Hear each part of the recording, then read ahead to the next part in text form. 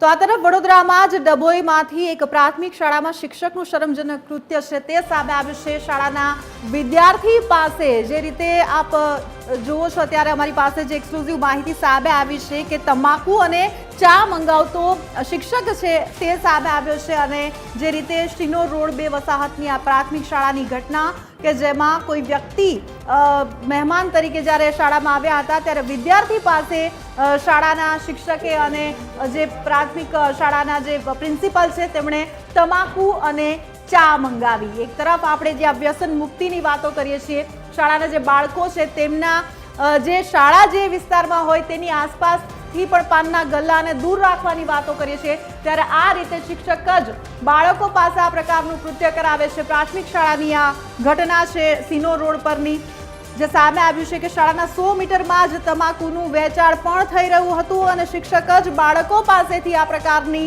વસ્તુઓ છે તે મંગાવે તો કઈ રીતે આપણે વ્યસન મુક્ત ગુજરાત કે વ્યસન મુક્ત ભારતની વાતો કરીએ। જીતુભાઈ નામના શિક્ષક છે, તેમણે આ કબૂલાત પણ કરી છે કે હા, મહેમાન આવ્યા હતા એટલા માટે આ જે માંગણી છે બાળકો પાસેથી મંગાવ્યું હતું તમાકુ અને જે ચા છે તે, અને આખી ઘટના જે સામે આવી છે શિક્ષક જગતને શર્મસાર કરે તે પ્રકારની ઘટના છે તે સામે આવી છે।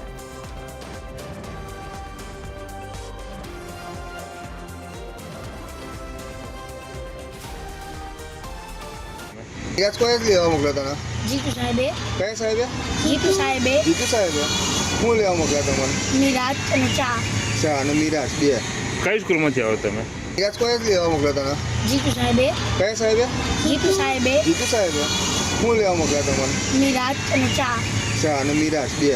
કઈ મારી વાત તમારે મને બપોરનો ટાઈમ હતો એટલે ચા લેવા માટે બાળકોને મોકલાઈ ગયા હતા અને વડીલ આવ્યા હતા, તેમને ગુટખા ખાવાની હતી આપણે તો સાહેબ, નાના બાળકો ગુટખાનું વ્યસન શીખે કે ના શીખે? એની ભાઈ સાહેબ એ અમારી ભૂલ તો છે જ, પણ શું કરવું હવે, આ ચા હંગાતે પડીકી મંગાવી ગઈ।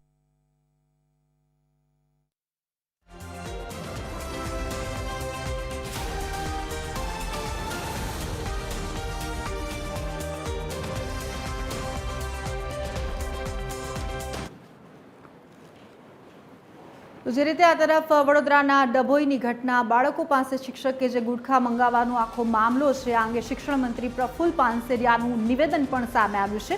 શિક્ષણ અધિકારીએ આ ઘટના અંગે તપાસના કડક આદેશ આપ્યા, દાખલારૂપ કાર્યવાહી કરવાની પણ બાહેંધરી આપી, સ્થળ પર જઈને તપાસ કરી અને કાર્યવાહી કરવામાં આવશે તેવી પણ વાત છે તે સામે આવી છે। મહત્વપૂર્ણ છે કે જે રીતે બાળકો પાસે આ રીતે તમાકુ એટલે કે વ્યસનયુક્ત જે ચીજ વસ્તુઓ છે તે માંગવાની વાત છે, શિક્ષકે જ આ વાત કરી હતી, તેને લઈને શિક્ષણ મંત્રી પ્રફુલ્લ પાનસેરિયાનું મહત્વપૂર્ણ નિવેદન।